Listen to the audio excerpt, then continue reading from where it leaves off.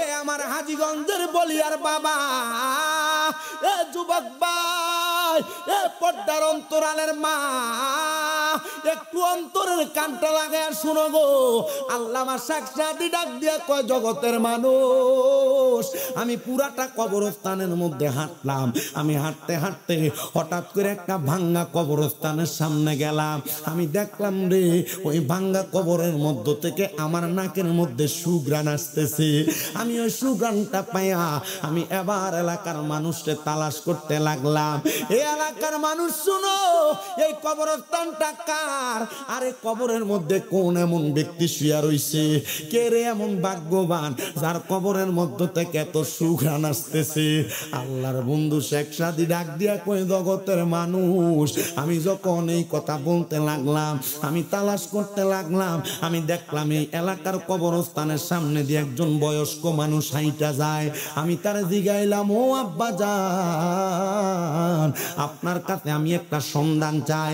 আপনি বলবেন নি এই গুরুস্থানটার মধ্যে যে কবরস্থানটা ভাঙ্গা, এই কবরটা আপনার এলাকার কোন মানুষের কবর, কোন আল্লাহর বান্দার কবর, যার কবরের ভিতর থেকে সুঘ্রাণ আসতেছে? সুবহান আব্বা, কি জীবন বানাইছেন আপনি, এটা আপনি ভালো জানেন।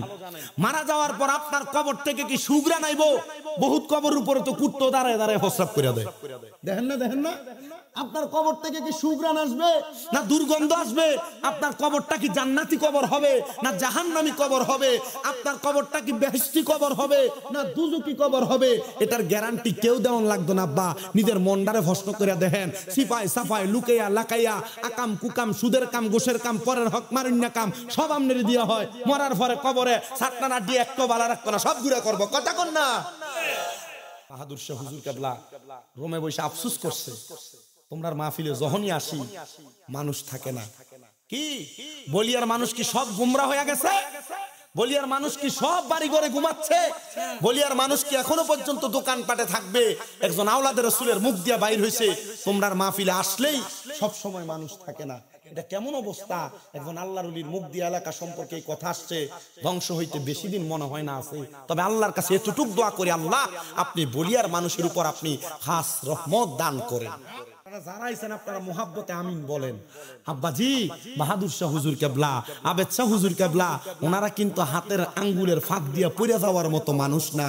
ওনাদের এলেমের বাহারের প্রয়োজনীয়তা, ওনাদের এলেমের বাহারের দক্ষতা, ওনাদের এলেমের কারণে আপনাদের অত্র অঞ্চল সহ পৃথিবীর বাংলাদেশের বহু জায়গায় আবেদ শাহ মাদানির সিনার এলেম দিয়া বড় বড় দস্ত আলেমরা তাদের সিনা থেকে এলেম প্রচার কইরা আলেম বানাইতেছে। এখনো তো কত আবেদ শাহ মাদানির ছাত্ররা আছেন যিনারা প্রচার করতেছেন। আর সেই আবেদ শাহ মাদানির আওলাদ আইসা আপনাদেরকে কথাটা বলছে, আপনাদের কেমন লাগে আমি জানি না, তবে আমার কাছে খারাপ লাগছে। এই এলাকার মানুষ কখন জানি তোমরা বদদোয়ার তলে পড়ে যাও, আর আল্লাহর ওলিরা এই বদদোয়া দেওয়ার কারণে কখন জানি তুমি ধ্বংসের মুখে পড়ে যাও। আল্লাহ আপনি বলিয়ার মানুষের উপরে খাস রহমত, খাস বরকত দান করেন, পরে না আমিন। আচ্ছা বাবা, যেই মানুষটার কবর থেকে সুঘ্রাণ আসতেছে, আপনারা কম তো এই মানুষের কবরটার, এই মানুষটা দামি না কম দামি? বেশি দামি। ডাক দিয়ে বলেন, এ বয়স্ক বাবা, আপনি বলেন এই কবরটা কার কবর, তার পরিচয় আপনি আমারে বলেন। বয়স্ক মুরব্বী কয়, হুজুর আপনারে আমি চিনি না, আপনারে আমি জানি না, আপনার পরিচয় আমি জানি না, কে আপনি, আপনার পরিচয় কে তো আমি জানি না। তবে এই কবরের খবর আপনি নিতে আসছেন। এই কবর যার, তার তো কোনো ছেলে সন্তানও নাই, তার তো কোনো ওয়ারিসদারও নাই। হুজুর আপনি যে কবরের মানুষের খবর নিতে আসছেন, আপনি কি তারা চিনেন? কয় না। বলে আপনি বলেন না, তাহলে কেন তার খবর নিতে চান? আল্লামা ডাক দিয়ে কই, এই কবরের মানুষের খবর নিতে চাই একটাই মাত্র কারণ, তার কবর থেকে সুঘ্রাণ আসে। হয়তো সে একজন নেককার ব্যক্তি, তার কোন আওলাদ যদি থাকে, আমি যাই তার আওলাদের কাছ থেকে দোয়া নিতাম। দোয়া মানে যিনি ইন্তেকাল করছে, যিনার কবর থেকে সুঘ্রাণ আসতেছে। আল্লামা শেখ সাদীর বাড়ি কই? যাইতে লাগছিল রাস্তা দিয়া, এই কবরের মানুষ যিনি, তিনার আওলাদ কেউ বাইসা আসেনি, তার পরিবার আওলাদের কাছ থেকে আমি একটু দোয়া নিতাম, তার পরিচয়টা আমারে বলো। আল্লামা শেখ সাদী রাহমাতুল্লাহ আলাইহি তিনি প্রশ্ন করার সাথে সাথে বয়স্ক মুরব্বী মানুষ ডাক দিয়ে বলতেছেন, এখানে যিনি শুয়ে রয়েছেন তিনি তো এলাকার কোনো ভালো মানুষ না, তিনি একজন নরমাল ফ্যামিলির মানুষ। ও বাবা, আমি জানতে চাই আপনারা বলেন, নরমাল কোন মানুষ রিক্সা চালায়, অটো চালায় আর কৃষি কাজ করে, সে চাইলে আল্লাহর ওলি হওয়া সম্ভব না অসম্ভব? ওলি হওয়া সম্ভব নি কেন? সম্ভব। আপনারা চিন্তা করছেন মনে হয় আমরা মুরিদ হইছি যে পীর সাহেবের কাছে, মনে হয় আমরা মুরিদে থাকতাম, মুরিদ থেকে ওলি হওয়ার চিন্তা আপনার ভিতরে নাই। কথা কই না বেটা? উনি ডাক দিয়া কয় তার বংশকে, বলে তার বাড়ি আমাদের এলাকার পশ্চিম অঞ্চলে, একবার এলাকার শেষ মাথায়, সে একজন গরিব মানুষ, যায় তার বাড়িতে যাও, তার কোন আওলাদ যদি ঘরে থাকে তার কাছ থেকে তুমি তার সম্পর্কে খবর নাও। হুজুর বলেন আমি যাইতে লাগলাম, ওই বাড়ির সামনে যাইয়া আমি সালাম প্রদান করলাম, আসসালামু আলাইকুম ওয়া রাহমাতুল্লাহ। আমার সালামের কোনো জবাব দেয় না। আমি দ্বিতীয়বার সালাম দিলাম, আসসালামু আলাইকুম ওয়া রাহমাতুল্লাহ। আমার সালামের কোনো জবাব দেয় না। আমি তৃতীয়বার সালাম দিলাম, আসসালামু আলাইকুম ওয়া রাহমাতুল্লাহ। আমার সালামের কোনো জবাব দেয় না। আমার একটু রাগ হইল, তিনবার সালাম দিলাম, ঘরটা ভিতর থেকে মারা, আমার সালামের জবাব দেয় না। এই ঘরের মানুষ মনে হয় গোমরা। আমি রাগান্বিত হইয়া এই ঘরের সামনে থেকে চলে যাচ্ছি। ও বাবা, এই কথা থেকে নবীর একটা হাদিস শিক্ষা গ্রহণ করেন। দুনিয়ার জমিনের মধ্যে কোন মানুষের ঘরে যদি কেউ যায়, তিনবার সালাম দেওয়ার পর ওই মানুষ যদি জবাব না দেয়, তাহলে কি তার ঘরে ধুম করে ঢুকিয়া যাবেন না চলে যাবেন? আর আমরা এমন কাজিয়তের মানুষ, আমরা নিজের ঘরে ঢুকার সময় অনুমতি নই না, ভাইয়ের ঘরে যাওয়ার সময় অনুমতি নেই না, মা বাবার ঘরে ঢুকার সময় অনুমতি নেই না। মনে রাখতে হবে, যে কোনো কারোর ঘরে যান না কেন অনুমতি নেওয়া লাগবে। শুধু নিজের স্ত্রীর ঘরে যখন প্রবেশ করবেন, সালাম দিয়া ডাইরেক্ট প্রবেশ করবেন। আর নচেত অন্য কোনো ব্যক্তির ঘরে, স্বয়ং নিজের আম্মা আব্বার ঘরেও সালাম তিনবার দেওয়ার পর জবাব না দিলে ঢুকা যাবে না। এ বাবা, আমি আপনাদেরকে শিখার জন্য বলছি। আমি জানি না আপনারা কথাগুলা কাজে লাগাবেন কিনা, তবে আমার দায়িত্ব বলা আর আপনার দায়িত্ব শোনার পর আমল করা। আপনি যদি আমল না করেন আল্লাহর কাছে ধরা খেয়ে যাবেন। এবার উনি বলেন, আমি তিনবার ঘরের দরজাটার মধ্যে সালাম দেওয়ার পর যখন আমার জবাব দেয় না, আমি ঘরের দরজার কাছ থেকে ফিরে যাচ্ছি। এক কদম দুই কদম কইরা আমি যখন সামনের দিকে চলে গেলাম, আমি দেখলাম আমার সামনে থেকে কোনো মানুষ আমার পেছন থেকে জবাব দেয় না। এমন টাইমে পেছন থেকে একটা মহিলার গলার আওয়াজ, ওয়ালাইকুমুস সালাম ওয়া রাহমাতুল্লাহ। আমি মহিলার সালামের জবাব পাইয়া পেছনে ফিরলাম না। দ্বিতীয়বার আবার আমার সালামের জবাব দেয়, ওয়ালাইকুমুস সালাম। আমি সালামের জবাব পাইয়া আর ফিরলাম না। আমার তৃতীয়বার আবার সালামের জবাব দেয়, ওয়ালাইকুমুস সালাম ওয়া রাহমাতুল্লাহ। আমার তিনবার আমার সালামের জবাব দিছে। আমি তিনবার জবাব পাইয়া আমি তখন আর তার দিকে ফিরলাম না। আমি যখন তার দিকে ফিরি না, হঠাৎ করে আবার সে চতুর্থবার আমার সালাম দেয়, আসসালামু আলাইকুম ওয়া রাহমাতুল্লাহ। জোরে জোরে কোন ওয়ালাইকুমুস সালাম ওয়া রাহমাতুল্লাহি ওয়া বারাকাতুহু। জোরে জোরে কোন নাম মারহাবা। আল্লাহর ওলি কয় আমার তিনবার সালাম দিছে, সালামের জবাব দিছে। আমি বুঝলাম এই মহিলার ঘরের সামনে দাঁড়ায় আমি তিনবার সালাম দিছি, আর এই বেডিও আমার তিনবার সালামের জবাব দিছে। আমি রাগ হইয়া তার সালামের জবাব আমি দেই নাই, আর জবাব দেওয়ার পর আমি তাকাই নাই। কিন্তু যখন চতুর্থবার সে আমার সালাম দিছে, আমার বুঝতে আর দেরি হয় নাই। এই মহিলা কোরআন হাদিস সম্পর্কে বুঝে, আর বুঝে বিদায় আমার তিনবার জবাব দিয়া, আমার জবাবের পর আমার উল্টা সালাম দিয়া আমার ইজ্জত দিয়ে দিছে। আর এখন কালার বেরিয়ে যে সালামটা দিলে কয় যে কোন দিয়ে সান্ডা উঠছে। আপনার কথা কন না তো, এই কথা কন না, ঠিক না বেটা? যদি সালামটা দেয় কোন দিয়ে সান উঠছে, বেড়ি এটা বুঝে না বেটা। ওয়াজের ভিতরে শিক্ষাই যে সালাম দিতেছে। কথা কয় না বেটা? কোন মানুষ নতুন নতুন সালাম দিলে একজন আরেকজনের টিস্কারি করে কি নতুন করে মসজিদে গেলে টুপি লাগে কি কবে থেকে টিস্কারি মারে কথা বলেন না আল্লাহর হাবিবের হাদিসে মুবারাকা বুখারী শরীফে ডাইরেক্ট হাদিস কোন মানুষকে ইশারা ইঙ্গিতের দ্বারা ওই মানুষকে টিস্কারি করা মস্কারি করা তাকে অ্যাঙ্কার করা এটা কবিরা গুনাহ কি গুনাহ কবিরা কথা কয় না তো কি করা কবিরা গুনাহ কি গুনাহ এজন্য কোন মানুষকে অ্যাঙ্কার করবেন না টিস্কারি করবেন না বাজে মন্তব্য করবেন না হঠাৎ করে তার সুরত পরিবর্তন হলে তার ব্যাপারে উল্টাপাল্টা মন্তব্য করা যাবে আপনারা কি আমার ওয়াজ বুঝেন ওয়াজ বুঝতেছেন ঠিক আছে আমি কিন্তু ওয়াজের খুতবাতে আছি খুতবা মাইক ধরছি 10টা 8 মিনিট ঠিক 1.5 ঘন্টা টাইম আপনারা শুধু হাতে ধরবেন এই সময়টা শুনবেন ওয়াজ শুইনা মিলাদ কিয়াম করবেন তাবারুকের ফুটলাডি একটু বড় করে করতে কইেন মোটামুটি খাওয়ান না যেটি আছে আর গরুর গোশতের বিরিয়ানি একটু মোটামুটি তাবারুক লইবেন এরপরে বিদায় হবেন কষ্টই কম না আলহামদুলিল্লাহ আমার বাবা জিরাম উনি ঘরের দরজার মধ্যে সালামের জবাবটা পাইয়া উনি ঘরের দরজাটার মধ্যে দাঁড়ায়া ডাক দিয়া কয় ওগো আম্মা জান ওয়া আলাইকুমুস সালাম ওয়া রাহমাতুল্লাহ মহিলা কয় হুজুর প্রথম 3 বার যে আপনার সালামের জবাব দিলাম আপনি দি আমার দিকে চাইলেন না এখন দিয়ে আমার দিকে ফিরা তাকাইলেন আল্লাহর ডাক দিয়া কয় মা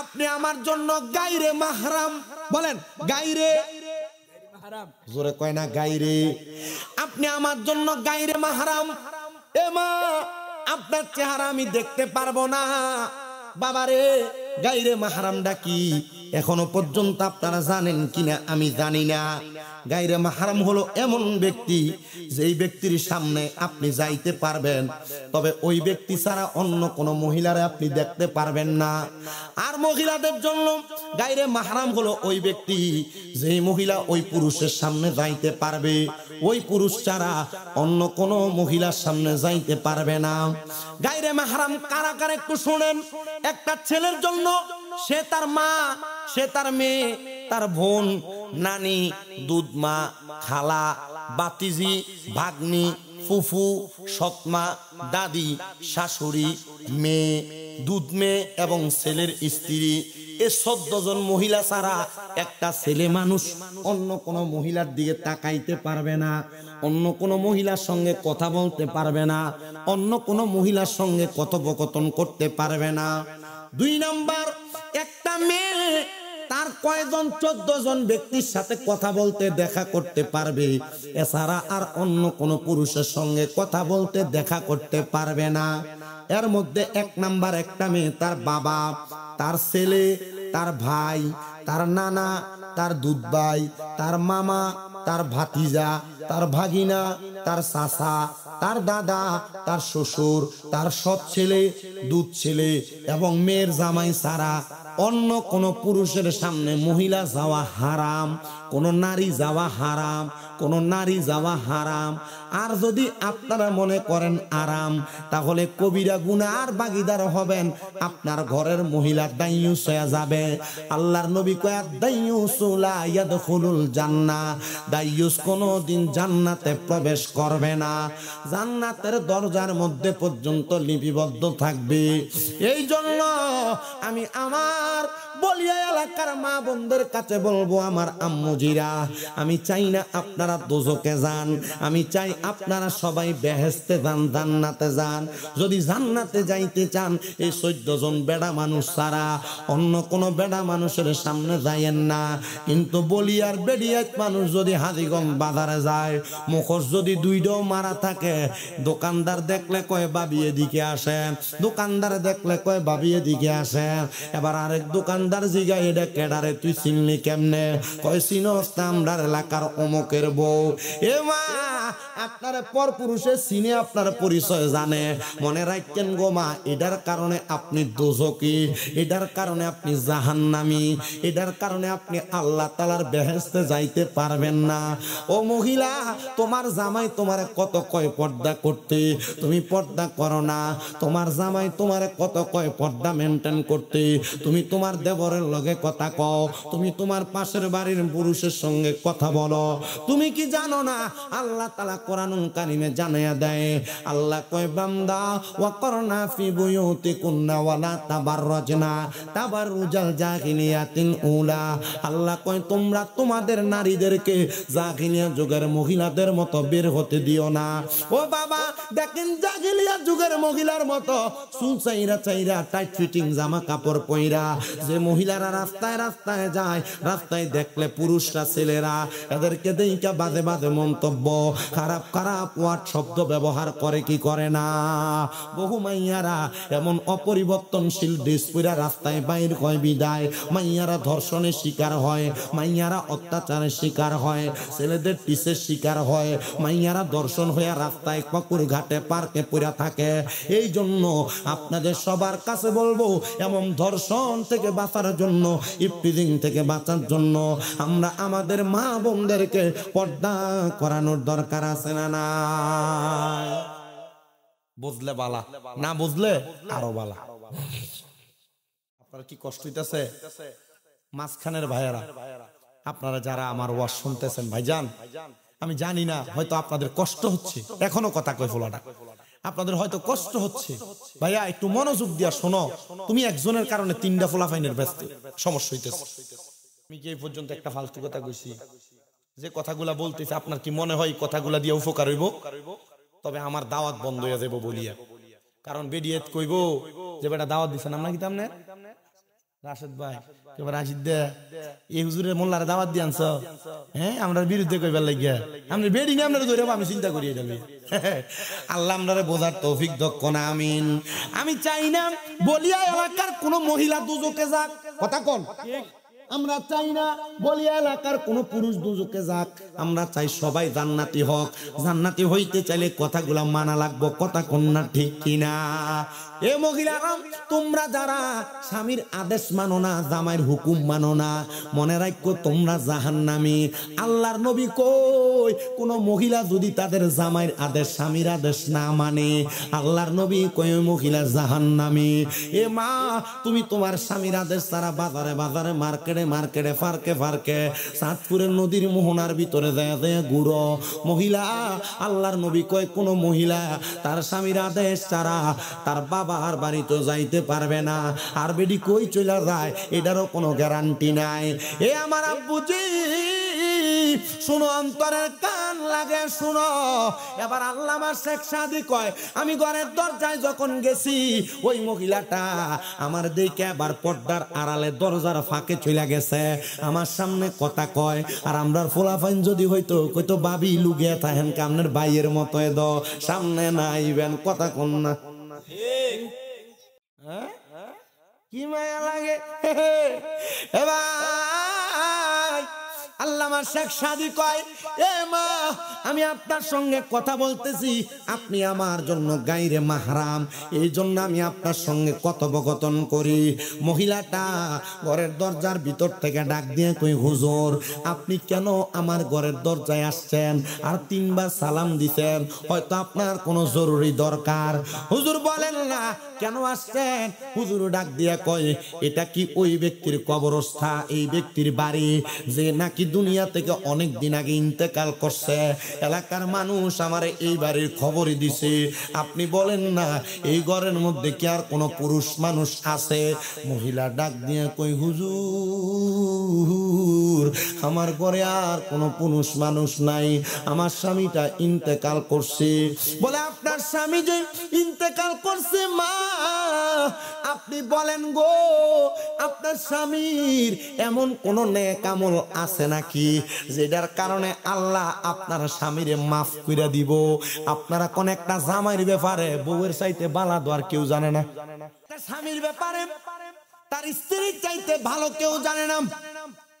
আমার এক ভক্ত মারা গেছেন ভৈরব বাড়ি, উনি মারা যাওয়ার পরে ওনার পুরো পরিবার আমার ভক্ত টিভিতে লাগে লাগে আমার ওয়াজ তারা একসাথে শোনে। কয় হুজুর সকালবেলা ফজরের নামাজের পরে টিভিতে আপনার ওয়াজটা ছাইরা দিয়ে আমরা কাজ কাম করি, ওয়াজটাও শুনি। কিন্তু ওই ঘরের মুরব্বী মারা গেছে আব্দুল জব্বার সাহেব, ইন্তেকাল করার পরে তার পরিবার আমারে ফোন দিয়া কই হুজুর আমার স্বামীটা আপনারে বড় মোহাব্বত করতো, ফজরের নামাজ পড়ে সেই ঘরে টিভিটার মধ্যে ওয়াজটা লাগাই দিত।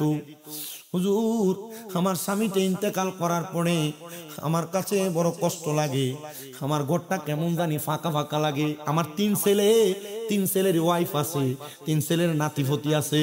হুজুর আমার ঘরের মধ্যে আমার মেয়েরাও আছে, কিন্তু আমার ঘরটা আমার কাছে মনে হয় কবরস্থানের মতো একবারে ফাঁকা ফাঁকা লাগতেছে।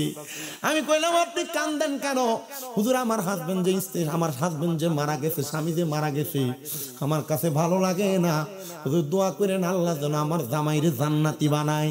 আমি কই বেডি আমি তো দোয়া করবো, কারণ বেটা আমার ভক্ত মানুষ, এলাকার মধ্যে গেলে হাদিয়া লইয়া দৌড়ে আইতো, আসার সময় বিভিন্ন খানাও দিয়া দিত গাড়িতে, কিন্তু আমি দোয়া করবো আমার দোয়াটা একরকম, বৌরে তোর দোয়াটা হইলো আরেক রকম। কয় হুজুর কেমনে?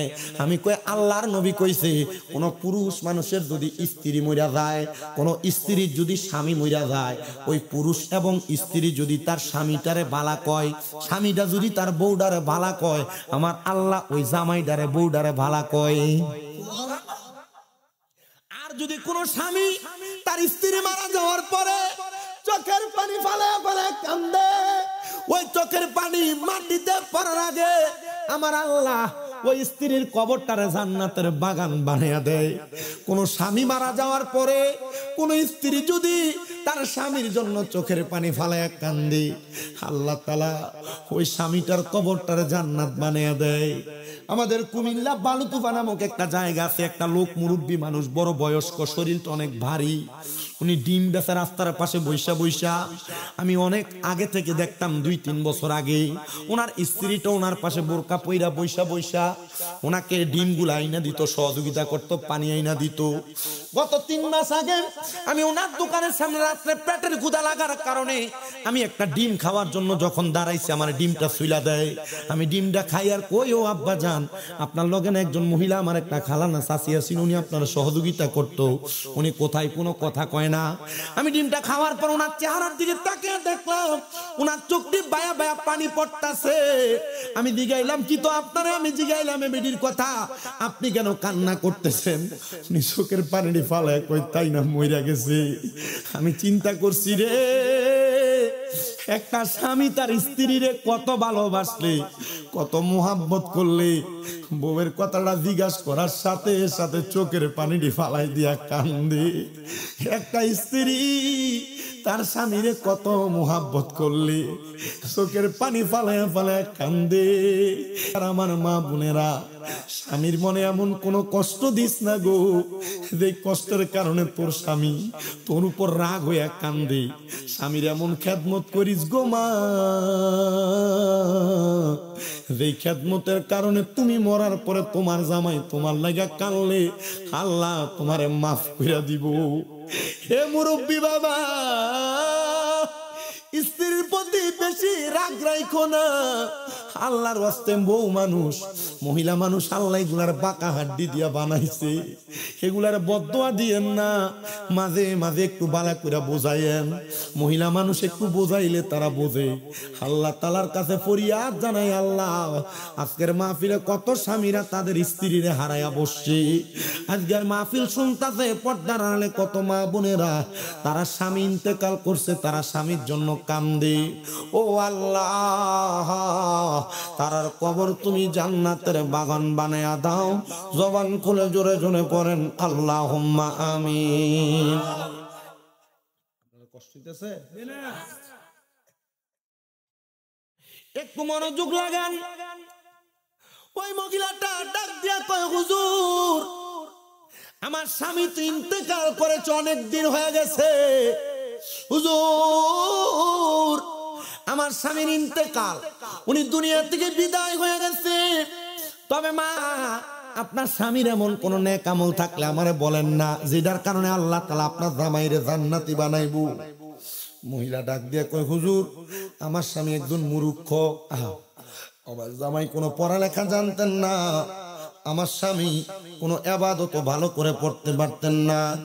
আমার স্বামীর কাজ হইল তিনি জঙ্গলে জঙ্গলে যে কাঠ কাটতো। কি কাটতো?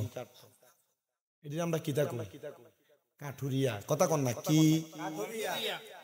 হুজুর আমার স্বামী ছিল একজন কাঠুরিয়া। হুজুর তবে আমার স্বামীর একটা ভালো অভ্যাস ছিল। কি অভ্যাস? ভালো অভ্যাস ছিল। আমার স্বামী প্রত্যেকদিন সন্ধ্যাবেলা কাঠগুলা কাইটা বাজারে বিক্রি করে কিছু জব কিনতো, কিছু আটা কিনতো, কিছু চাউল কিনতো, এগুলা এসে ঘরে আমারে দিত রান্না করার জন্য।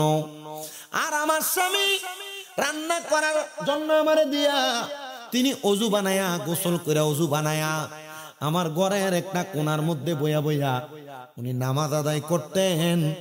নামাজ আদায় কইরা আমার স্বামী আল্লাহ তাআলার কোরআন শরীফটা হাতের মধ্যে লইতো। কি লইতো? কোরআন শরীফটা হাতে লইয়াম আমার স্বামীর আমি দেখতাম চোখের পানি ফালায়া ফালায়া কান্দতো। হুজুর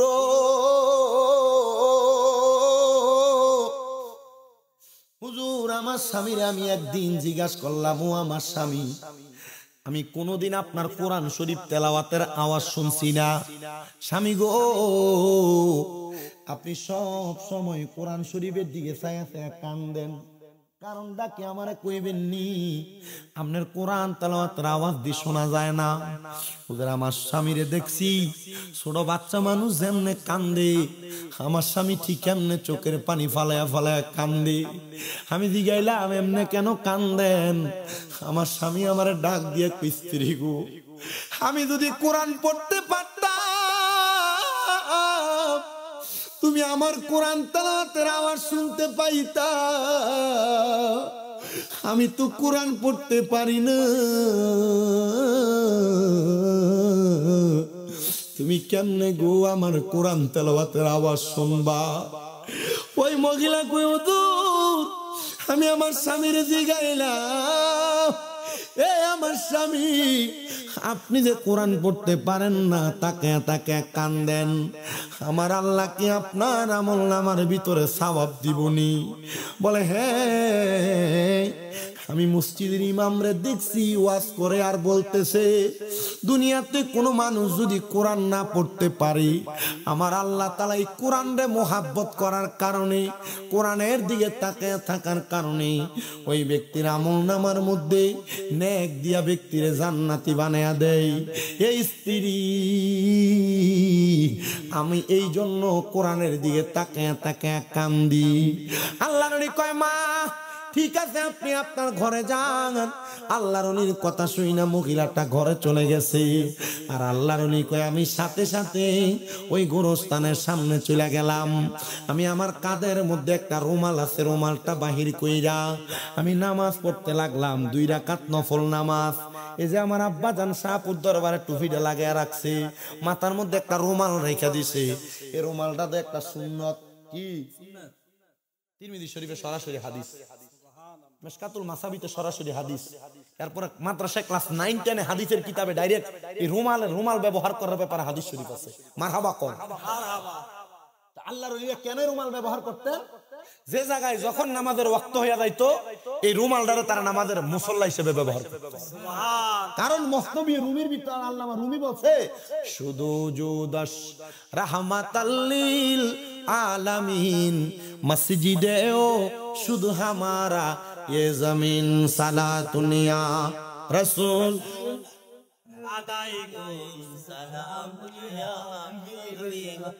अलैकुम सलातुनिया रसूल अल्लाह अलैकुम सलामुनिया हबीब জামালে আশিকা বাসত মুহাম্মদ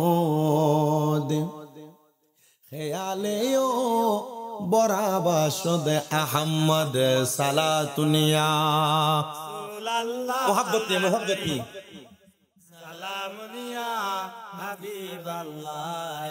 আমরা দেখছি 1 ঘন্টা ওয়াজ করে লাইছি, কোন দুরূদ শরীফ পড়ছি না, জিকির আজকার করছি না, কিন্তু কোনো কিছু করছি না। কিরে করছি না রে শুননাল। আমি আজকে এখানে আওনের আগে আমার আসরের পরে এলাকার কোন ফোন না জানি কল দিছি, কল দিয়ে আমার হুজুর এলাকার দাইবেন একটু ওয়াজ করেন, জিকির আজকার কম করে করেন, কারণ আমরা তো বন্ডামি ছাড়া আর কিছু বোঝেন না।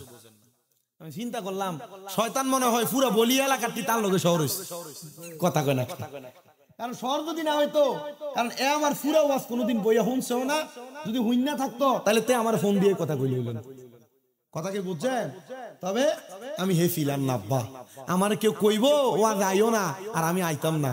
আমি এমন ফোলা যে জায়গার ভিতরে ওয়াজ দিয়ে মারামারি ভিড়াভিড়ি আমি হে স্টেজে ওয়াজ কইরা যেটি মারামারি করছে এটি লোকে গোলাগুলি করে চলেছি। মার হাবা কয় না বেটা, গোলাগুলি বলতে বোম মারছি না বেটা, কোলাকুলি করছে।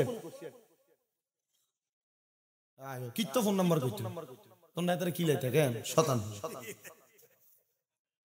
আমি ডাইরেক্ট আমার আলোচনার ধারাবাহিকতায় আছে। একটু মুহাব্বতে দুরূদ শরীফ পড়লে আমার মনে হয় একটু পূর্ণতা পাইবো।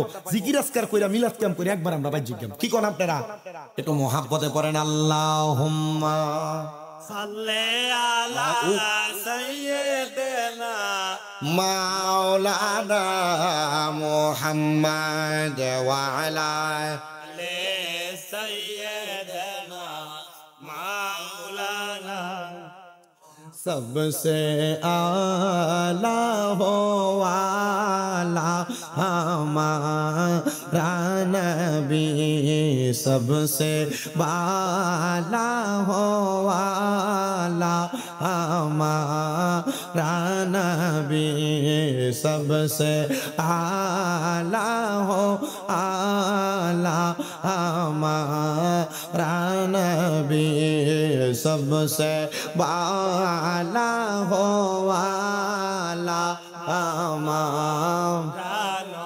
अपने मौला का प्यारा हमारा नबी, अपने मौला का प्यारा हमारा नबी, दोनों आलम का दुल्हा हमारा नबी, सबसे आला हो वाला हमारा नबी, सबसे वाला हो वाला हमारा।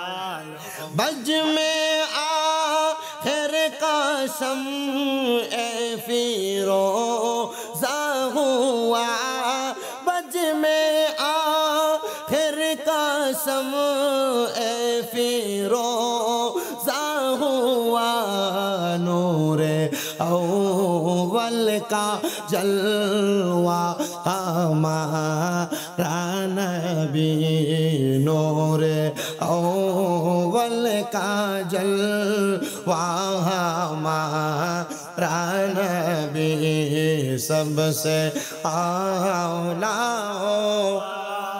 ला हमारा नबी, सबसे बाला हो वाला हमारा। हल्कों से औलिया औलिया से रसूल, खल्कों से औलिया औलिया से रसूल, रसूलों से आला हमारा नबी, सबसे आला हो ला हमारा नबी, सबसे वाला हो वाला हमारा नबी। कौन दे तागे देने को मो चाहिए, कौन दे तागे देने को मो चाहिए, देने वाला है सच्चा हमारा नबी, सबसे आला हो आला हमारा नबी, सबसे वाला हो आला हमारा नबी। सलातुन या रसूल সালামুন ইয়া হাবিবাল্লাহ। এবার আমি জানতে চাই বলিয়া এলাকার রাস্তার মাঝখানে যদি একটা মুসল্লা বিছে কেউ নামাজ পড়ে, নামাজ হইবনি? জোরে কয় না হইবনি? বলি এলাকার ক্ষেতের লাইলে যদি কেউ নামাজের মুসল্লা বিছাইয়া নামাজ পড়ে হইবনি।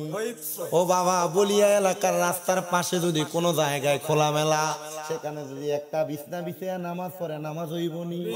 কারণ আমার আল্লাহ তাআলা উম্মতে মুহাম্মদীর জন্য সমস্ত জগৎটারে সমস্ত জমিনদারে মসজিদ বানাইয়া দিছে। জোরে কোন সুবহান। আল্লাহর ওলি হযরতে শেখ সাদি ডাক দিয়া কয়, জগতের মানুষ, আমি এবার ওই কবরস্থানের সামনে যাইয়া নামাজ পড়লাম 2 রাকাত। জোরে কোন কয় রাকাত? ওই নামাজের নাম হলো সলাতুল হাজতের নামাজ। জোরে কোন কি নামাজ? সলাতুল হাজতের নামাজ হলে আপনার কোনো কিছুর দরকার, কোনো কিছুর প্রয়োজন আল্লাহর কাছে বলবেন। নামাজের নিয়ত কইরা সূরা ফাতিহার সাথে একটা সূরা মিলাইয়া রুকু কইরা সিজদার ভিতরে যাইয়া 3 বার সুবহান রাব্বিয়াল আলা কইরা বাংলাতে আপনি আপনার মনের আশাটা বলবেন। এভাবে 2 রাকাত নামাজ শেষ করবেন। যদি সালাতুল হাজতের নামাজটা এমনি আপনি 2 রাকাত করে 4 রাকাত শেষ করতে পারেন, আল্লাহ তাআলা এই নামাজের উসিলায় আপনার হাজত পূরণ করে দিবে। কোন সুবহান। আমার বাবারা হযরত আল্লামা উনি বলেন, আমি আবার 2 রাকাত নামাজ আদায় কইরা আমি আল্লাহ তাআলার কাছে কান্না করতে লাগলাম।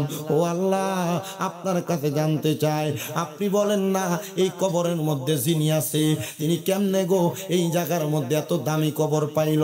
তার কবর থেকে কেন সুঘ্রাণ আসতেছে? উনি ডাক দিয়ে আমি কাঁদতাছি।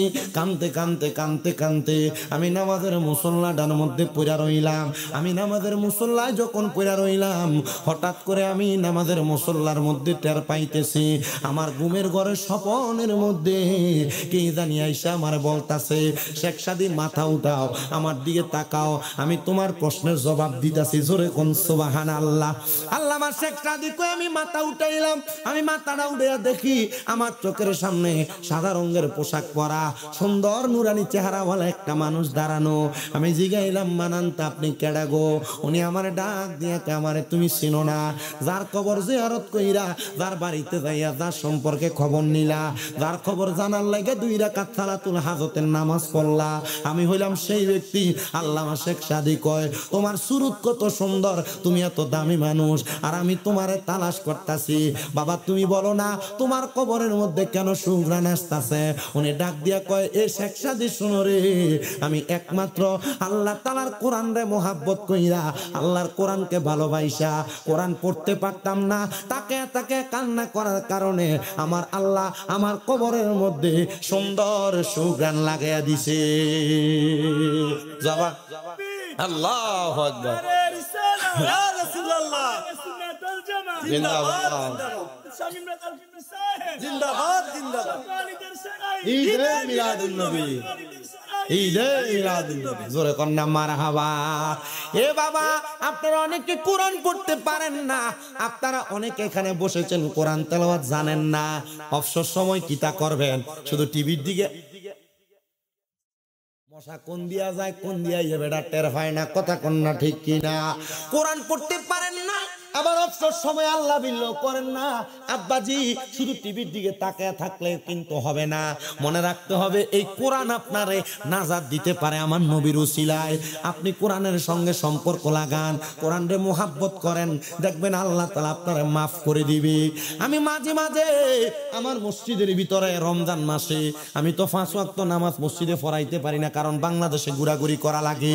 জুমার নামাজটা মাহফিলের সিজনে একটু কষ্ট হয়ে যায় পড়াইতে। মাঝে মাঝে আমার অনেক ছাত্র ভাই, আবার মাঝে মাঝে আমি আমার অনেক মাদ্রাসার শিক্ষক গুলারে পাঠাই। আপনাদের দোয়া আমার অনেকগুলা মাদ্রাসা আপনারা জানেন হয়তো, আমি আমার মাদ্রাসার শিক্ষক ছাত্র ভাইয়াদেরকে পাঠাই পড়াইতে। তো আমি রমজান মাসে রেগুলার আমার মসজিদে তারাবির নামাজটা পড়াই।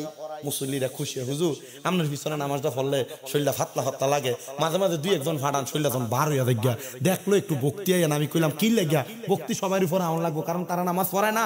এত রোদ হুজুর, ও না হুজুর ওই ফটতে ফটতে অভ্যাস হয়ে গেছে। মার হবা কই না, আর জোরে কোন না মার হবা। কি হয়ে গেছে? ভক্তি হয়ে গেছে। আমার বহুত মুসল্লি এক জুমা যদি মিস করি তারা কয় হুজুর আমরা আইলেন না কা? আমি প্রথম রাগ করতাম, হ্যাঁ আমার জিগের কি আমি আইলাম না কি, আমি একটু সেটটা দিতাম, হ্যাঁ আপনি আমার জিগের নাকি। পরে একদিন এক মুরব্বী আমার নানজা করে দইরা বুকটা এনে লাগাইয়া ক, আপনি তো সেটটা গেছেন হুজুর, আপনি আইলে আমার কাছে কেমন জানি একটু ভালো লাগে। আমরা শিখতেন না, আমরা না আইলে আমার কাছে খারাপ লাগে। তখন বুঝলাম যে না বেটা আমার পজিটিভলি দিয়েছে, বেটা মনে হয় আমার উপর দিয়ে আপনি ধমকাইছে না। মুরব্বী মানুষ না, কথা একটু তেচ্ছা হয়, তেচ্ছা হইলে আমি রাগ করি না। বুড়া মানুষ তারা রাগ দিয়ে আমরা লেগে দোয়া। আর আমরা এলাকার বহুত ফোলা ফাইন্ডে যদি মুরব্বীরা ডাক দে রে এটা করস কীর্তি, মুরব্বীরা ডাক দেখে আপনি বোঝেন না, বয়ে থাকেন, মুরব্বী বোঝে না, তে বুঝে। কথা কয় না কেন? মই মুরব্বীর লগে বেয়াদবি করে এমন ফোলা ফাইন আছে না এলাকা? সাবধান, সতর্ক এই ব্যাপারে। যদি মুরব্বীর অন্যায় হয়, এলাকার কোন বয়স্ক মানুষ, এলাকার কোন মুরব্বী মানুষ কোন বিষয় ডাক দিলে 10 বার চিন্তা করবা, কারণ মুরব্বী বুঝেই ডাক দিছে। মুরব্বীরা বুঝে ডাক দেয়, মুরব্বীদের কথার উপর দিয়ে কথা বললেন না। আমি আমার যুবক ভাই, ছোট মানুষ যারা আছেন, মুরব্বীরা কোনো বিষয় ডাক দিলে, কারণ মুরব্বীরা প্রত্যেকটা বিষয় 5-10টা বার অভিজ্ঞতা হয়েছে বিদায় মুরব্বীরা কিন্তু আপনাদেরকে ডাক দেয়। এজন্য কি আমরা মুরব্বীরা কি ধমক দিব না মুরব্বীরা মানবো? মুরব্বীরা কি ধমক দিব না মানবো? আল্লাহ কবুল করেন, পরে না আমি আমার রমজান মাসে যখন তারাবি পড়াই, আমি তারাবি পড়াই বেশিরভাগ সময় আমি চেষ্টা করি আমার মসজিদের সঙ্গে, মসজিদের মুসল্লিদের সঙ্গে ইফতার করার জন্য। আমি একদিন আসরের নামাজ পড়লাম, জোহরের নামাজ পড়লাম, আমি আমার মসজিদে আসরের পরে এক লোকের আব্বার কবর জিয়ারত করা লাগবে, এই জন্য মসজিদে বসে রইলাম। এমন টাইমে আমি দেখলাম মসজিদের কোণার ভিতরে একটা মুরব্বী মানুষ কোরআন শরীফটা বুকের মধ্যে লইয়া লইয়া কাঁদতাছে। কোরআন শরীফ পড়তে পারেন না, আমার কোনো খুশি না, আল্লাহ কোনো কিছু আপনারা করবে না, তবে আপনি যে পড়তে পারেন না এটা লয়ে যে আপনার ভিতরে কোনো আফসোস নাই, এটার কারণে আল্লাহ আপনারা ধরবে। আপনারা কি কথা বুঝতেছেন বাবা? আপনি যে পড়তে পারেন না এটা নিয়ে যে আপনার মাঝে কোনো আফসোস নাই, এটার জন্য আপনাকে আল্লাহ ধরবে। এই বলিয়ার মানুষ, আপনাদের সবার কাছে আমার করজোরে আবদার, আপনারা যা করেন আর না করেন আল্লাহ নবীরে খুশি করার জন্য কোরআনকে মোহাব্বত করেন, ভালোবাসেন। কোরআনের প্রতি আপনার ইশক মোহাব্বত যত বেশি থাকবে, আল্লাহ আপনার ইজ্জত, সম্মান, মর্যাদা, মর্তবা তত বাড়ায় দিবে। আপনারা বলেন আমাদের মর্যাদা বাড়ুক, আমরা চাই কি চাই না? উনি ডাক দিয়ে বলে, জগতের মানুষ, আমি কোরআন পড়তে পারি না বিদায় কোরআনটা বুকে নিয়ে নিয়ে কান্দি। আমি জিগাইলাম কান্দেন এর লেগা? গেলাম বাবা কান্দেন কি লেগা? হুজুর কোরআন শরীফ তো পড়তাম পারি না, সংসার চালাইতে দেয় কোরআন শিখতে পারছি না হুজুর, এই জন্য কোরআনের দিকে তাকায়া তাকায়া আর বুকে ধরে ধরে কান্দে। আমি কই আপনার লেগে একটা সুখবর। মারহাবা কয় না বাবা, কি সুখবর? আরে সুখবর হইলো আপনি যে আল্লাহর কোরআনের দিকে তাকায়া থাকেন আর দইরা বুকে মুহাব্বত করে কান্দেন। আল্লাহর নবী বলছে যারা মুহাব্বত করবে কোরআনুল কারীমকে, কোরআন মাজিদকে, আল্লাহ তাআলা তার সম্মান, তার ইজ্জত বাড়াইয়া দিবে। সুবহানাল্লাহ। তো হুজুর এই জন্যই তো কান্দি, এই জন্যই তো কান্দি। হে বলিয়ার বাবারা, বলিয়ার মা বোনেরা, কোরআন পড়তে পারো আর না পারো, প্রত্যেক দিন সকালে ফজরের পরে আল্লাহর কোরআনটারে বুকের মধ্যে ধরায়া ধরে ধরে কান্দো, আল্লাহর কোরআনটারে বুকের মধ্যে লাগায় লাগায় কান্দো। এ বয়স্ক বাবা, কোরআন পড়তে পারো আর না পারো, এই কোরআনটারে বুকের মধ্যে ধরে ধরে কান্দো, দেখবা এটার বরকতে আল্লাহ তাআলা চাইলে তোমার জান্নাতি বানাইতে পারে কি পারে না? কিন্তু আপনি দুনিয়াতে রাত্রে ওয়াজ মাহফিল আসলে আপনি আপনার বড় গুনাহগার মনে করেন।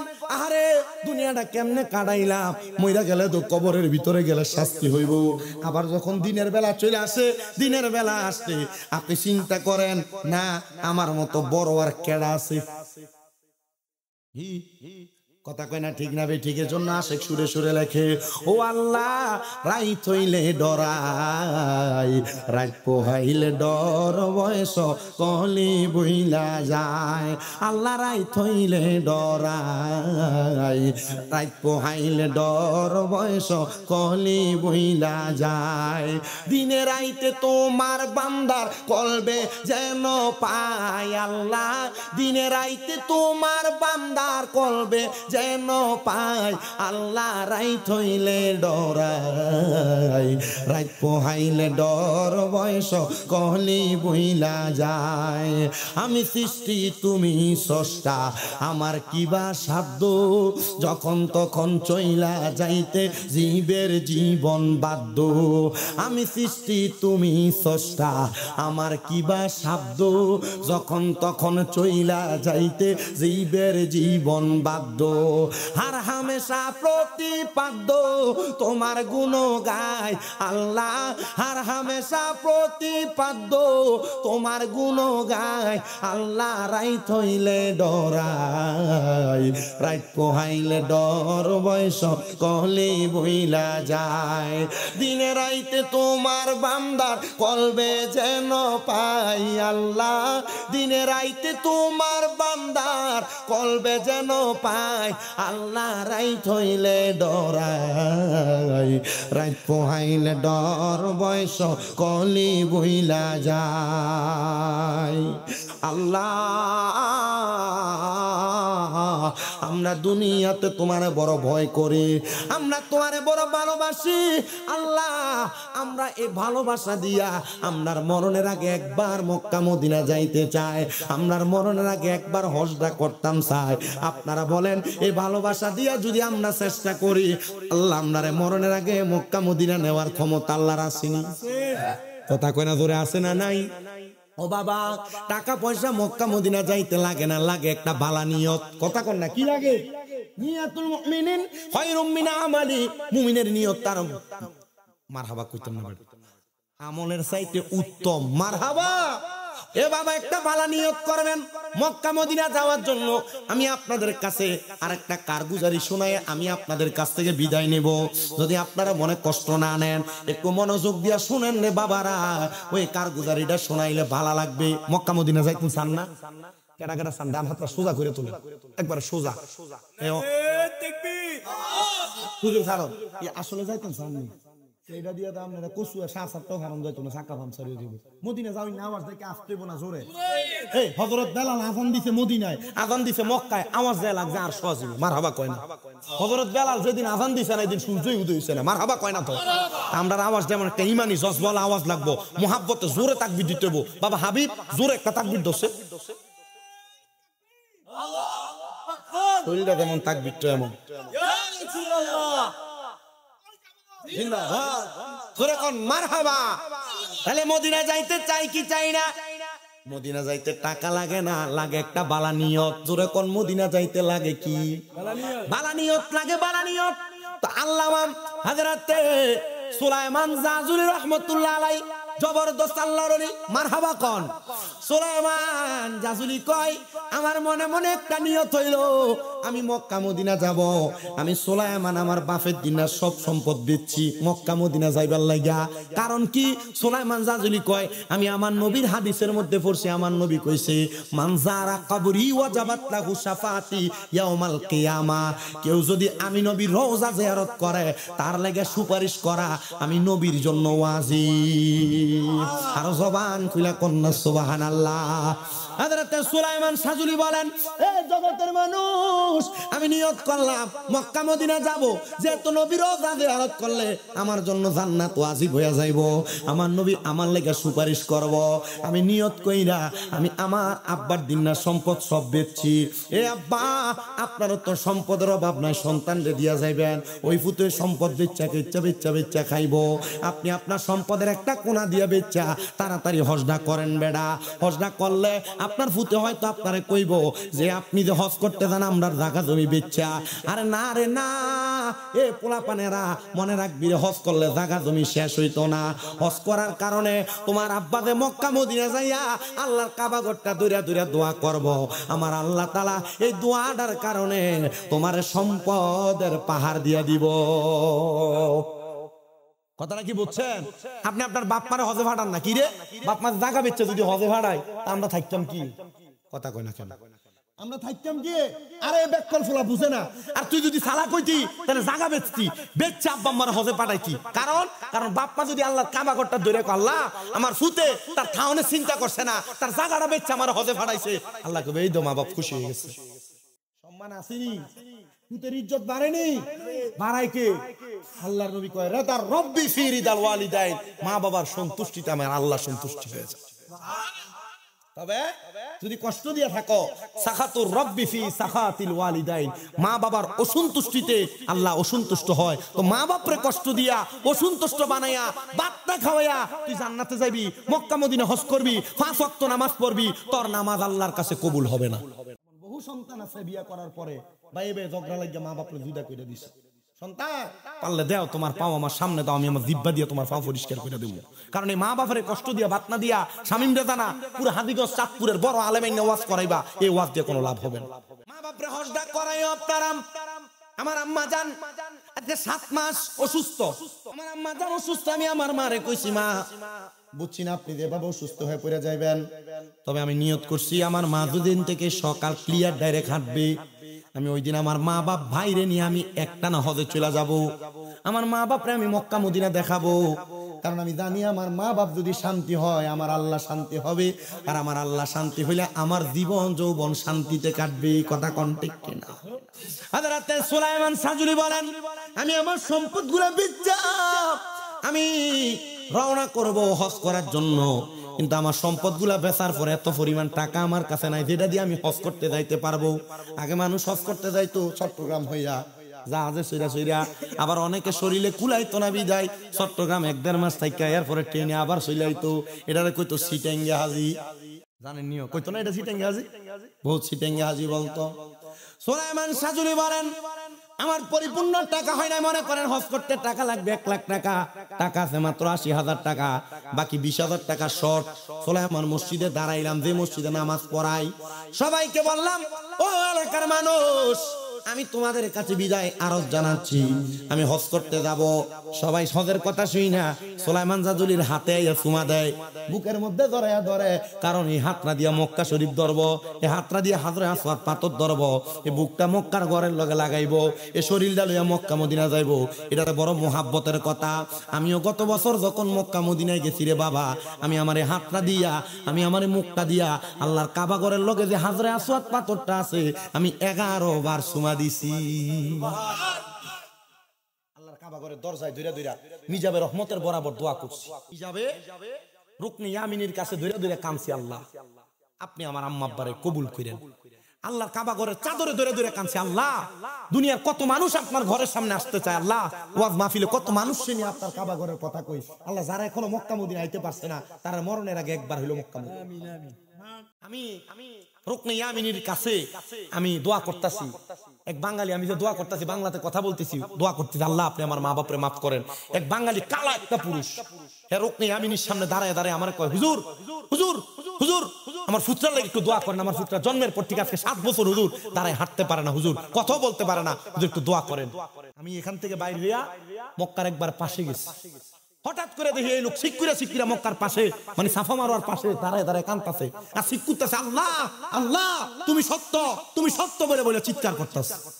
আমি গেলাম, ভাই কান্দেন কেন? হুজুর মক্কার ঘরে ধরে ধরে আমার পুতের লেগে দোয়া করছি, আমার স্ত্রী আমার ফোন দিছে, আপনার পুতে দাও মা মা করে ডাকতেছে, আর আপনার পুতে হাঁটতে দিয়ে উঠা খাট থেকে নাইমা দরজার সামনে দাঁড়ায় রয়েছে আর চোখের পানি ফালায় কাঁদতেছে। আপনারা বলেন তো, আল্লাহর কাবা ঘরের কাছে দোয়া করলে দোয়া কবুল করে কি? আল্লাহ যে জায়গায় দোয়া কবুল হয়, আল্লাহর নবী পর্যন্ত বলছে কাবা ঘর কেউ যদি প্রথমবার তার চোখ দিয়ে সরাসরি দেখতে যে দোয়া করব, আল্লাহ এই দোয়াটা কবুল করব। আপনার মনটা চায় না ওই কাবা ঘর যাইতে? মুসলমান দাবি করেন কিন্তু মক্কা মদিনা যাইতে আপনার এখনো একবার মনে চেষ্টা আইছে না, মনে চিন্তা আইছে না। আরে বেটা, মুসলমান দাবি কইরা ওই মক্কা মদিনা একবার যাইতে পারলেই তো জীবন ধন্য। কথা কন না ঠিক কিনা? জীবন বিফলে গো প্রাণের জীবন বিফলে, কামলিওয়ালা না পাইলে বলেন সোনার জীবন বিফলে গো প্রাণের জীবন বিফলে, কামলিওয়ালা না পাইলে, কামলিওয়ালা না পাইলে গো চোখের জলে বুক বাসে, কামলিওয়ালা না পাইলে। জোরে কোন আল্লাহু আকবার। এ বাবা হযরত সুলাইমান সাজুলি যখন বিদায় হয়ে যায়, সবাই আইসা সুলাইমান সাজুলির হাতে চুমা দেয়, মুখে চুমা দেয়, বুকে ধরে ধরে ধরে। সুলাইমান সাজুলি কয়, আমি আমার এলাকা দিয়ে হাইটা যাই, এলাকার মুখ পাতে যখন আমি গেছি রে, আমি হঠাৎ করে দেখলাম একটা বুড়া মহিলা লাঠি বট দিয়া দিয়া আমি সুলাইমান সাজুলির সামনে এসে দাঁড়ায় সালাম দেয়, আসসালামু আলাইকুম ওয়া রাহমাতুল্লাহি ওয়া বারাকাতুহু। সুলাইমান যাইও না রে, আমি বুড়া মহিলার তোমার সঙ্গে একটু কথা আছে, জোরে কন্যা মারহাবা। হযরত সুলাইমান সাজুলি বলেন, ওই বুড়া মহিলার কথা আমি শুনতে লাগলাম। মহিলা ডাক দিয়ে কয়, সুলাইমান মক্কায় যে যাও, মক্কায় যে আমার জন্য দোয়া করবানি। সুলাইমান কয়, মা দোয়া করবো। সুলাইমান মদিনায় যে যাও, মদিনায় যে আমার জন্য দোয়া করবানি। সুলাইমান সাজুলি কয়, মা আপনার জন্য দোয়া করবো। এই কথা যখন হযরতে সুলাইমান সাজুলি বলছে, সুলাইমান সাজুলি কয়, বুড়া মহিলাটা তার কাপড় রাস্তার ভিতর থেকে একটা কাপড়ের পুটলা বাহির করে আমার হাতে দিয়ে দিছে। সুলাইমান সাজুলি কয়, ইমাম এই কাপড়ের পুটলির মধ্যে কি আছে? মা ডাক দিয়া কয়, সুলাইমান সাজুলি রে, আমি আমার মনে মনে নিয়ত করছিলাম আমি একবার মক্কা মদিনা যাবো, কিন্তু আমার কাছে কোনো টাকা পয়সা নাই। আমার নাতিরা তোমার সঙ্গে মসজিদে দেখা করে বাড়িতে যখন খবর দিছে তুমি সুলাইমান মক্কা মদিনা যাইবা, আমি আমার নাতিদের খবর পাইয়া আমি তোমার কাছে চলে আসছি। সুলাইমান সাজুলি, তুমি আমার জন্য মক্কা মদিনা যায় দোয়া কইরো। আমি মক্কা মদিনা যাওয়ার জন্য টাকা পয়সাগুলা জমাইছিলাম, এই টাকা পয়সাগুলা তুমি লইয়া দাও, তুমি মক্কা মদিনা যায় খরচ করো, তবে আমার লাগি একটু দোয়া কইরো। সুলাইমান সাজুলি কয়, মা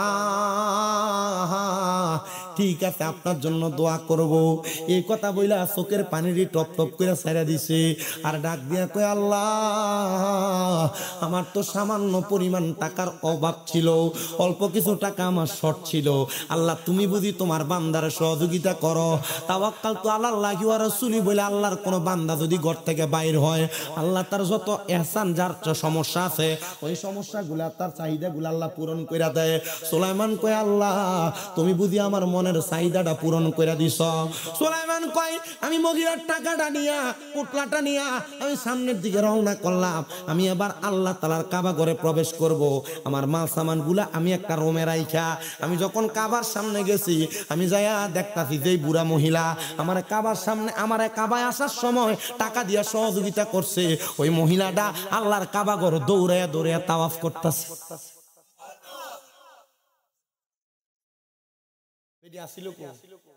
সুলাইমানের এলাকা কিতা দিয়ে আসছে, লাঠি বট দিয়া। সুলাইমান কয়, মক্কা এ দিয়ে বেডি আমার আগে মক্কা তাওয়াফ করো। জোরে কন্যা বেটা মারহাবা। কে বুঝিতে পারে না রে মাবুদ মাওলার খেলা, আরে পীর মুর্শিদের খেলা। আরে জোর করিয়া বুঝতে গেলে, জোর করিয়া বুঝতে গেলে তার গটে মরণ জ্বালা। কেউ বুঝিতে পারে না রে মাবুদ মাওলার খেলা, আরে পীর মুর্শিদের খেলা। একটা জবানও বন্ধ রাখবেন না, জবানটা ছেড়ে দিয়া উচ্চ কণ্ঠে জোরে জোরে কোন আল্লাহু আকবার। এ যুবক ভাই, এ মুরব্বী বাবা, সুলাইমান সাজুলি কয়, আমি আর হজ করছি না রে, আমি তাড়াতাড়ি দৌড়াইয়া ওই মহিলাটারে তালাশ করতে লাগলাম। আমি আবার ওই মহিলাটারে যে সাফা মারোয়ার পরে, সাফা মারোয়ার চারিদিকে দৌড়াদৌড়ি করি। আমি যেই দিক দিয়া যাই, আমি দেখি ওই মহিলা তার বিপরীতে, আমি অন্য দিকে গেলে ওই মহিলারে দেখি আমার বিপরীতে। ওই মহিলা তার জায়গার মধ্য থেকে আবার সাফা মারোয়া থেকে বের হইছে। আমি মহিলার সামনে যখন যাব, আমি যাইয়া দেখতাছি আমি সুলাইমান সাজুলির বাড়ি যেই জায়গায়, ওই এলাকার বাসা, ওই মহিলারে লইয়া লইয়া মাথার উপর ছাতি দইরা দইরা মক্কার চাইরো দিকে হাঁটতাছি। বললাম, এটা কি আজব খেলা? বেডি হয়েছে এলাকার সবচাইতে গরিব মানুষ, আমার এলাকার বেড়া হইলো বাদশা, এবারটা দিবে বুড়া বেডির মাথার উপরে ছাতি ধরছে। সুলাইমান সাজুলির সামনে, এই মা তোমার লগে কথা আছে, যাইব না? কি কথা? মা তোমার কাছে টাকা নাই, মক্কা মদিনা আইবা? হে মা তুমি কেমনে আইলা আমার আগে? আরে বাদশা, আপনি আমার এলাকার এত বড় বাদশা, এই বুড়া বেডির মাথার উপরে ছাতি ধরে রাখছেন, কাম কি? মহিলা ডাক দিয়া কয়, সুলাইমান প্রশ্নের জবাব পাইবা পরে আল্লাহর কাবা ঘর তাওয়াফ করে ফেলাইছি, তাড়াতাড়ি চলো আমার নবীর মদিনা জিয়ারত করা লাগবে, এরপর তোমার প্রশ্নের জবাব। আর আমরার এলাকার বহু মৌলবী সাহেবরা কয় মক্কায় গেলে চলবো, মদিনা হজের অংশ না। কি কয়নি কবরে কি ফিডাটা ফিডাইবো বেটা। আল্লাহ তাআলা ডাবল বরকত দান করছে মদিনাতুল মুনাওয়ারায়। মক্কায় থেকে হজ করে আওনের পরে বেটা গুনাহ করবনি, কথা কয় না, হজ করে আইয়া গুনাহ করে না। এলাকার বহু হাফিজ দেখবেন হজ করে সুদে টিহা লাগে, আবার এটিরে ধরে নিয়ে মসজিদের সভাপতিও বানায়, এটিরে ধরে নিয়ে মসজিদের সেক্রেটারি বানায়, এটারে ধরে নিয়ে এলাকার সত্তার মাতাব্বর বানায়। কথা কন না, এই সুদখোর ঘুষখোর গুলা সমাজকে নষ্ট করে দিচ্ছে। কথা কন, সুদখোর ঘুষখোর গুলা সমাজের আবর্জনা ময়লা। একটা কুকুরে দেখলে যে গুনাহ হইব, কুকুরের চেহারার দিকে চাইলে তো গুনাহ হইতো না, এই সুদখোরের চেহারার দিকে চাইলেও গুনাহ না। এলাকা হুজুর বেশি বেশি বেড়াই খায় না, শুধু সুদ, বাড়ি বাড়ি বেরিয়ে তো সুদের ব্যবসা করে। গতকালকে এক জায়গায় ওয়াজ করতেছি সুদে, পোলাফাই নিচে তো হুজুর সুদের ওয়াজ যে করতেছেন লগে দিয়ে বই রয়েছে সুদ। আরেক জায়গায় ওয়াজ করছি গতবার রাগের বার সুদের ওয়াজ, গতবার দাওয়াত দিব ফলাইন হুজুর এলাকার মুরব্বীরা কইছে আপনারা দাওয়াত দিবার লাগিয়া, এখন ৩-৪ জন আছে এলাকার মাথাওয়ালা, এটি কয় না অন্য সব বক্তা দাওয়াত দিন, দাওয়াত দিস না। হুজুর আমরা জানি হেতারা কি লেগে যাচ্ছে, কারণ হুজুর গত বছর তারা লগে দিয়া বই আপনি সুদ খুরারে দিছে। হুজুর আমরা মুরব্বীরা লগে থেকে বাড়িয়ে চলতেছি না, আমরা কইছি আমরা একা মাহফিল দিব, আমরা স্বামী মিরাদার আইন মাহফিল করাবো। হুজুর আমরা জানি সুদখোররা যদি মাহফিল করা মানুষ কয়জনে বার, আমরা ফলাইনে করালে কয়জনে বো, আমরা এখন আলগা মাহফিল করি। আমরা দাওয়াত দিতে মাহফিলে দাও আমরা বিষয় দিতে হালাল হারাম সুদ ঘুষ। কথা কয়টা বেটা, হালাল হারাম সুদ ঘুষ। আমি যাই এলাকার জন বইছি, এখন এই সুদখোর ঘুষখোর টিয়ে ফলাইন যে মাহফিল করা দেখছে, ফলাইনে বড় করছে, এবার আইছে ঘরে হুজুর আপনার একটা ওয়াজ শুনছি হুজুর ইউটিউবে, হুজুর মার ওয়াজ, হুজুর এই ওয়াজটা কইরেন, মানে হলো মার ওয়াজটা কইরা সুদের ওয়াজটা ঘুরে দেয়।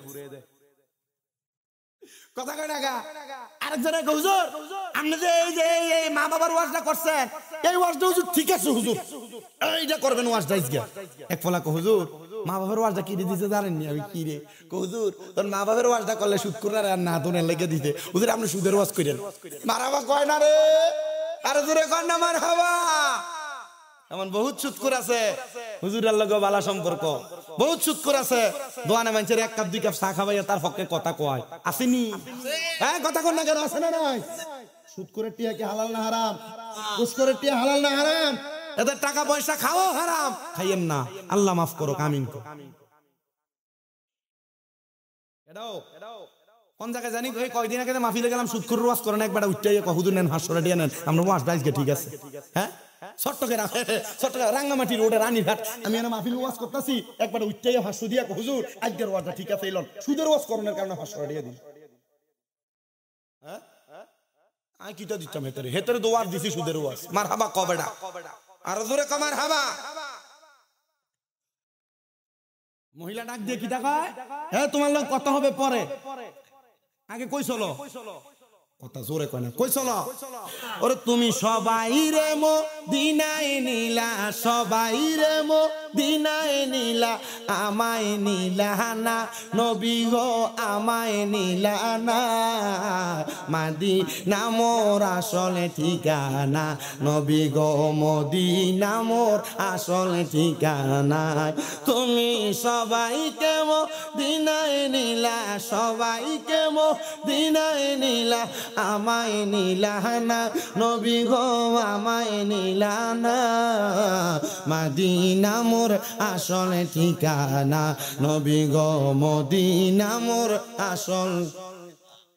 হায়রে আমার বাড়ি নবীর বাড়ি থাকলে পাশাপাশি, সকালে সন্ধ্যায় আসতাম আমি জিয়ারত করি গো নবী, জিয়ারত করি।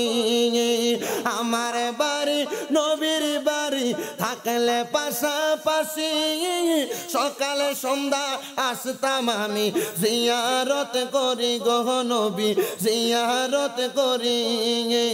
দেখিব নবী নূরের ছবি যতই কল্পনা মদিনা মোর আসল ঠিকানা বলেন মদিনা মোর আসল ঠিকানা তুমি সবাইকে মদিনায় নিলা সবাইকে মদিনায় নিলা আমায় নিলা না নবী গো আমায় নিলা না মদিনা মোর আসল ঠিকানা নবী গো মদিনা মোর আসল ঠিকানা নবী তোমার রওজা দেখে পরাণ জুড়াবো ওই নবীজির রওজা পাকে কবে যে যাব নবী গো কবে যে যাব নবী তোমার রওজা দেখে পরাণ জুড়াবো ওই নবীজির রওজা পাকে কবে যে যাব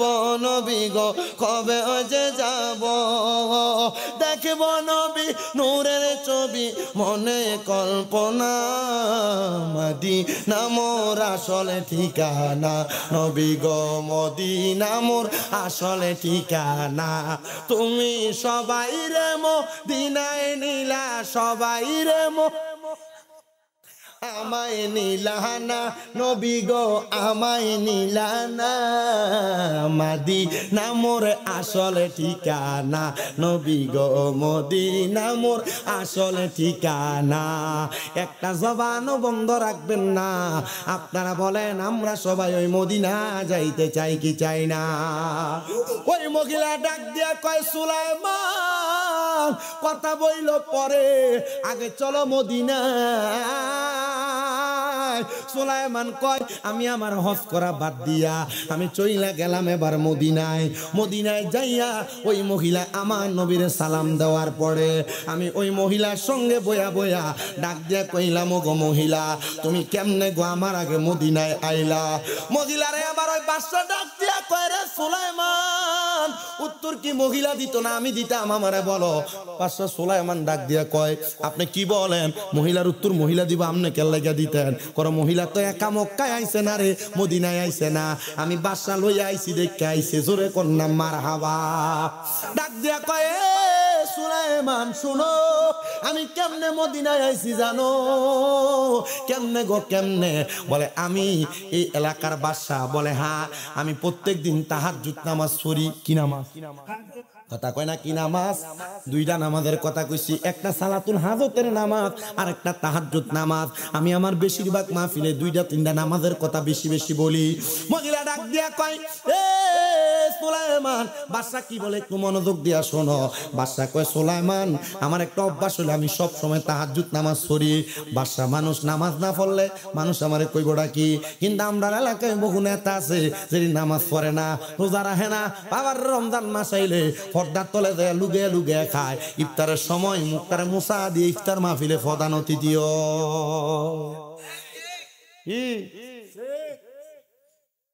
রোজা তো থাকে না পর্দার তলে খায় মুখটা মুসা দিয়ে ইফতার মাহফিলে এটা বেটা প্রধান অতিথি কি হয়ে যা হাদি সব বলে যা রমজান মাসের সিটার কোন আমার বাবা ভাইরা বন্ধুরা ডাক দিয়া কয় সুলাইমান আমি তাহাজ্জুদ নামাজ পড়তাম আমি প্রতিদিনের নাই ওই দিনও তাহাজ্জুদ নামাজ পড়া নামাজের মুসল্লাটার ভিতরে ঘুমিয়ে গেছে আমার ঘুম চলে আসছে এমন টাইমে আমার নামাজের মুসল্লার ভিতরে কে জানি আইসা আমারে ডাকতাছে আমারে ডাকতাছে সুলাইমান ওঠো কেমনে রে বাদশা বাদশা ওঠো আমি কেমনে ঘুমে আমারে ডাকতাছে কয় কি বলে তুমি কি জানো আমার একটা পাগলনি মক্কা মদিনা যাইতে বড় শখ সে মক্কা মদিনা যাওয়ার যে টাকা জমাইছে টাকাটাও দান কইরা দিছে মারহাবা কয় না সে মক্কা মদিনা যাইতে যে টাকা জমাইছে এই টাকাটাও সে দান করে দিয়া সুলাইমান জাসুলি নামক একজন ব্যক্তির কাছে কইছে সুলাইমান তুমি যাও আমি মক্কা মদিনা যাইতে পারবো না আমার সেই পরিমাণ অর্থ নাই তুমি যাইয়া এই টাকা পয়সা গুলা নিয়া খরচ করবা তবে সেখানে যাইয়া আমার মা বাপের লেগে দোয়া করবে এগুলা আমি তোমারে দান করে দিলাম মারহাবা আপনারা বলেন মা বাপের লাগা দান করলে আল্লাহ দান কবুল করে কি করে না?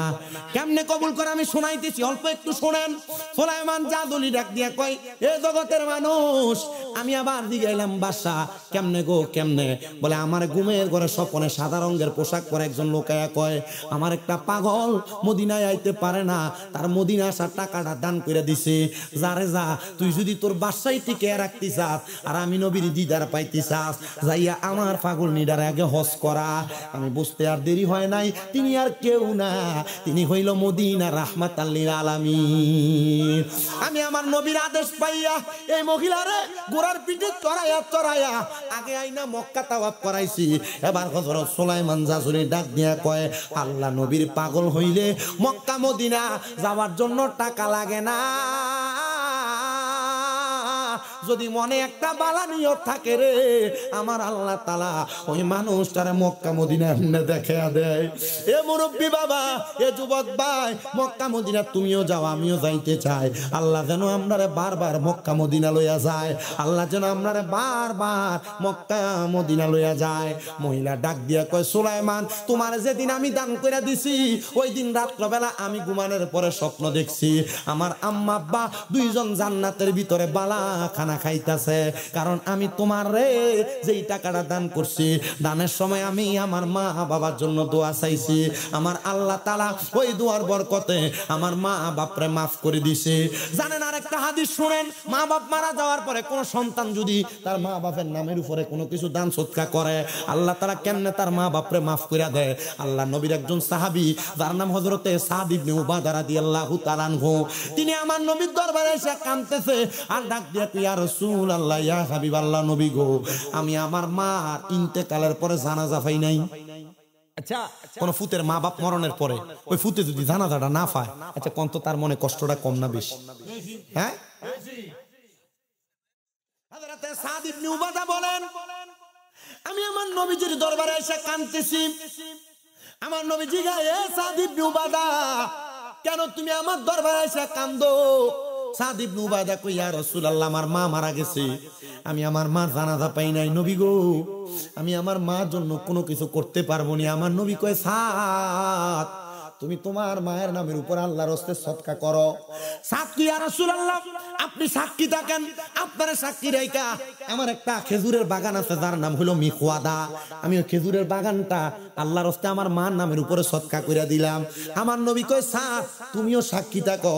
আমি নবী বললাম, এই খেজুরের বাগান থেকে যত মানুষ খেজুর খাইবো রে, আমার আল্লাহ তাআলা তুমি সাদের আম্মার কবরে এটার সওয়াব দিয়া দিব।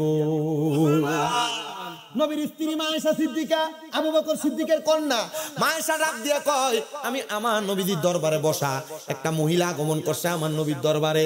আয়েশা ডাক দিয়া কয়, ইয়া রাসূলুল্লাহ, ইয়া হাবিবাল্লাহ, নবী গো, আমার মা জননী ইন্তেকালের সময় বোবার মতো হইয়াছিল, কথা বলতে পারে নাই, অসুস্থ হইয়া মারা গেছে। এমন অনেক মানুষ মারা যায় না? ইয়া রাসূলুল্লাহ, আমার মার অনেক সম্পদ ছিল, আমার বিশ্বাস আমার মা যদি কথা বলতে পারতো, আমার মা মারা যাওয়ার সময় দান করতো। নবী গো, আপনার কাছে জানতে চাই গো নবী, আমার মা যে মারা গেছে, নবী যে আমার মার সম্পদ থেকে আমি দান করলে আমার মা কিছু পাইবনি? মারহাবা কয় না?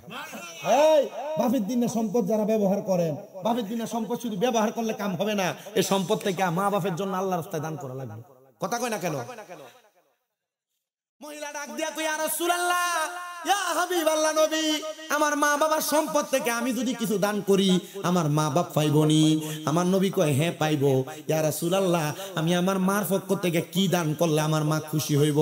আমার নবী কয়, কল আম্মায়ে পানি দান করো, পানি। মারহাবা কর।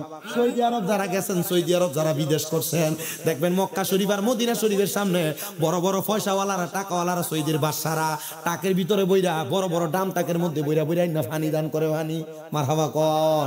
এ বাবা, আমার নবী যখন এই কথা বললেন, এবার ওই মহিলাটা ডাক দিয়ে, ইয়া রাসূলুল্লাহ, তাহলে আপনি সাক্ষী থাকেন, আমি আমার মায়ের জন্য এই জায়গার মধ্যে একটা কূপ খনন করে দিতেছি, মক্কা মদিনার মানুষ এখান থেকে পানি পান করবে।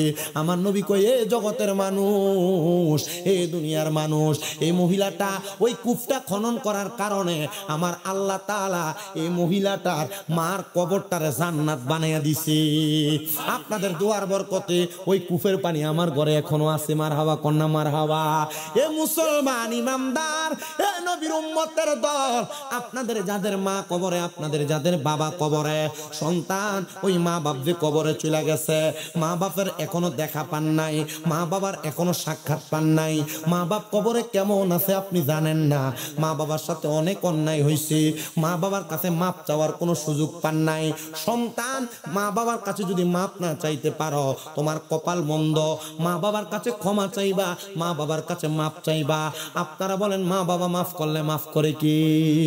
কিন্তু অনেকে চিন্তা করে হুজুর, যারার বাড়িতে আব্বা আছে তারা বাবার কাছে মাপ চাইবো, যারার বাড়িতে মা আছে তারা মার কাছে মাপ চাইবো। আমার তো আব্বা নাই, আমি কার কাছে যায় মাপ চামু? ও সন্তান, মা বাপ যদি কবরের বাসিন্দা, তোমার পায়ের মধ্যে হাত রাইখা বলি, মা বাপ যদি বাইচা থাকে মা বাবার কাছে মাপ চাইবা। যদি বাইচা না থাকে কিছুক্ষণ পরে আখিরি মুনাজাত হবে, রব্বির হামহুমা কামা রব্বায়ানি সগীরা বইলা দোয়া করবা। আল্লাহর নবী কয়, কোন সন্তান তার মা বাবার জন্য এভাবে দোয়া করলে তার চোখের মনি কোঠার মধ্যে দিয়া যদি একটা মাছির মাথা পরিমাণ পানি বাইর হয়, ওই পানি মাটিতে পড়ার আগে আগে আমার আল্লাহ তার মা বাবার জীবনের গুনাহ মাফ করে দেয়। এ বলিয়ার বাবা, আপনাদের অনেকের মা কবরে, অনেকের বাবা কবরে। আপনি যদি আপনার মা বাপরে ভাত খাওয়াইতেন, প্রতি মাসে যদি মা বাবার পেছনে 2000 করে টাকা খরচ করতেন, তাহলে 12 মাসে 24,000 টাকা খরচ হইতো। ওই মা বাপ যদি বাইসা থাকতো, মা বাপরে যদি প্রতি মাসে 1000 টাকার ফল ফ্রুট কিনা খাওয়াইতেন, প্রতি মাসে 1000 টাকা খরচ করলে 12 মাসে 12,000 টাকা লাগতো। এ সন্তান, আপনার বাপ মা আপনার অনেক জায়গা জমি দিয়া গেছে, কিন্তু আপনার মা বাপ ওই জায়গা জমিগুলা কবরে নিয়ে যায় নাই। যদি আপনারা না দিয়া যাইতো, যদি বলিয়া ভাড়া থাকতেন, বাড়ির ভাড়া যদি 5,000 করে দিতেন, তাহলে আপনার 12 মাসে আপনার 60,000 টাকা ভাড়া লাগতো। মা বাপ কবরে, মা বাবার জন্য একটু খাত করে দোয়া চাও। বলে হুজুর, আমার মা বাপ বাচ্চা থাকলে আমি আমার মা বাপরে খাওয়াইতাম, মা বাপরে পড়াইতাম, আমার মা বাপরে মোহাব্বত কইরা আমি আমার মা বাবার জন্য আল্লাহর হস্তে এই মাহফিলে আগামী বছর আমি 10,000 টাকা দান করব। একজন সন্তান যদি থাকেন খাস করে দোয়া চান, বলে হুজুর আমি 10,000 টাকা আমার মারে ভালোবাসা দান করতাম, আসেননি কেউ?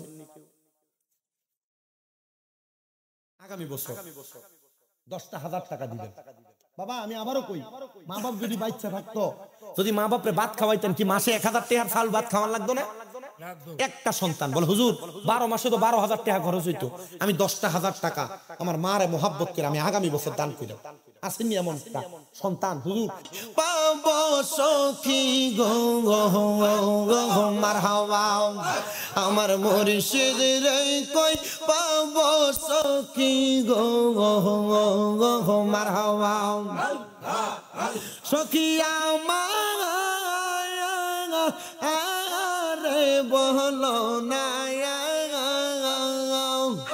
আমার মুর্শিদ বিনে পাগল মন রে বোঝা আইলে বোঝে না। মারহাবা সবান্ডা খুইলা আল্লাহর লাগে শরম নাই। আমার মুর্শিদ রে কই পাবো মুর্শিদ সখী আমার আরে বলো না। মারহাবা আমার মুর্শিদ বিনে পাগল বলরে বোঝা আইলে বোঝে না। মারহাবা দাসে দাসে পাইলে তারে গো মারহাবা। আমার বেচা বাবারে পাইলে বাগে গো আমি কইলা কইতাম জানলা আমার বেচা বিনে কে বুঝিবে মনে রিবে দোনা। মারহাবা আমার বেচা বাবারে পাবো কোথায় গো মারহাবা। আমার বাগদা ধীরে পাবো কোথায় গো মারহাবা বাদানা আরে বলো না আমার আবেচ্ছা বিনে পাগল মনে রে বোঝা হাইলে বোঝে না মারহাবা হায়রে বলিয়া গ্রামের বাই বাবা রাহা গো মারহাবা হায়রে তোরা গরের বাই বাবা রাহা গো মারহাবা তোমরা করো ও নাসা দোনায়া আমার মাথা খাবিনে পাগল মনে রে বোঝা হাইলে বোঝে না মারহাবা আমরার পুরা অঙ্গ দেখাই কার গো মারহাবা আমরার পুরা অঙ্গ দেখাই কার গো দয়াল যার পুরা দেখে না আরে জল ডালিলে দ্বিগুণ বারে নিবা আইলে নিবে না মারহাবা দাসে দাসে পাইছে মুর্শিদ রে মুর্শিদ আমারে বলো না আমার মুর্শিদ বিনে পাগল মনে রে বোঝা হাইলে বোঝে না মারহাবা আমার মুর্শিদ বিনে পাগল মনে রে বোঝা হাইলে বোঝে না মারহাবা এত ভালো বাসায় বেচা গো আমি কারে কই কলিয়া আমার বেচা বিনে মনের জ্বালা বোঝা হাইলে বোঝে না মারহাবা